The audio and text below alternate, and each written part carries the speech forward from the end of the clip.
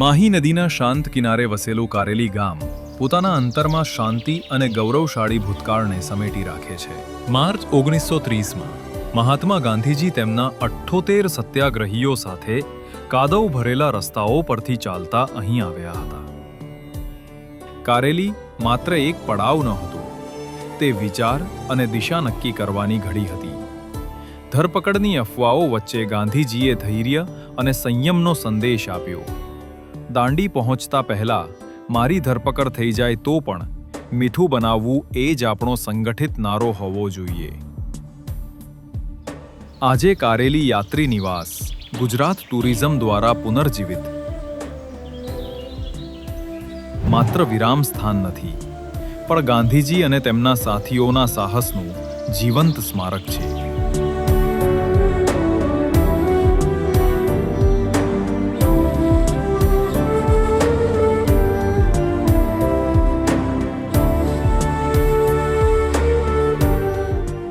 તાજેતરમાં પદ્મશ્રી હેમંત ચૌહાણના ભજનોથી અહીં બાપુની 155મી જન્મજયંતિ ઉજવાઈ અને સમગ્ર પરિસર ભાવભીના સંગીતથી ગુંજી ઉઠ્યું.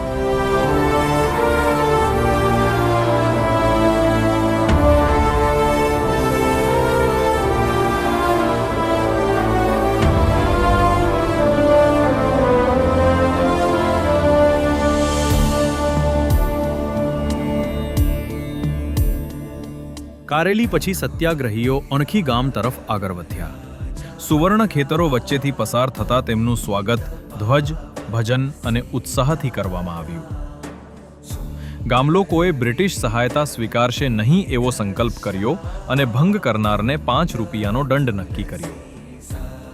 ગાંધીજીની સાદગી અને સત્યથી પ્રેરાઈને 35 નવા સ્વયંસેવકો યાત્રામાં જોડાયા.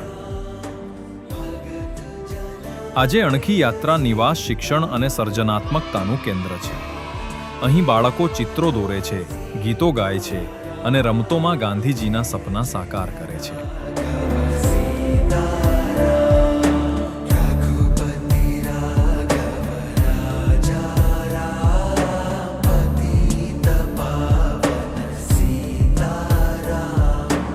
ત્યારબાદ કારવા ઢાઢર નદી પાર કરીને આમોદ પહોંચ્યું. અસ્તાવ્યસ્ત સૂર્યપ્રકાશે સત્યાગ્રહીઓના સંકલ્પને વધુ પ્રખર બનાવી દીધો. અહીં હજારો લોકો ઉમટ્યા. અબ્બાસ તૈયબજી અને કમલાદેવી ચટ્ટોપાધ્યાય જેવા યુવા નેતાઓ જોડાયા. બ્રિટિશ દ્વારા નિયુક્ત 12 અધિકારીઓએ રાજીનામું આપ્યું અને સ્થાનિક લોકોએ 251 રૂપિયાનું દાન આપી આંદોલનને ટેકો આપ્યો.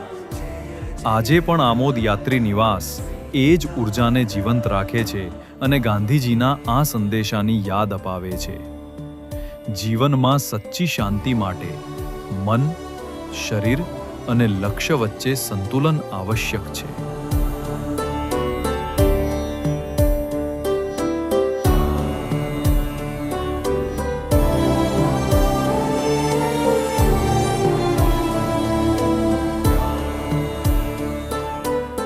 યાત્રા પછી સોમવારે સમણી ગામ પહોંચી. એ દિવસ ગાંધીજીના મૌન વ્રતનો હતો. ન તો નારા લગાવાયા, ન તો બેનરો ઊંચકાયા, પણ લોકોનું મૌન સ્વાગત વધુ પ્રભાવશાળી બન્યું. એક દાતાશાળી જમીનદારે 1000 રૂપિયાનું દાન આપી બાપુની યાત્રામાં પોતાનો નિઃશબ્દ સંકલ્પ વ્યક્ત કર્યો. આજે સમણી યાત્રી નિવાસ ભજન સંધ્યાઓ અને લોક રમતો દ્વારા એકતા અને શાંતિની ભાવનાને જીવંત રાખે છે.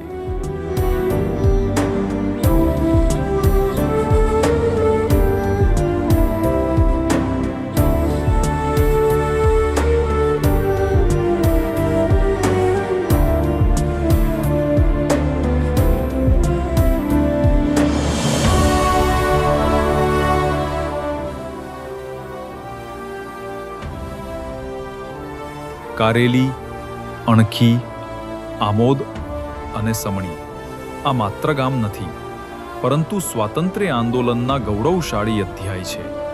ચાલો ચાલીએ મીઠાના એ માર્ગે જ્યાં આઝાદીની ગૂંજ છે, થંભીએ એ યાત્રી નિવાસોમાં જ્યાં ઇતિહાસ શ્વાસ લે છે. અહીં આરામ કરતા વધુ સાહસનો સાથ છે. ગુજરાત ટુરિઝમ સાથે દાંડી પથનો અનુભવ ખાસ છે.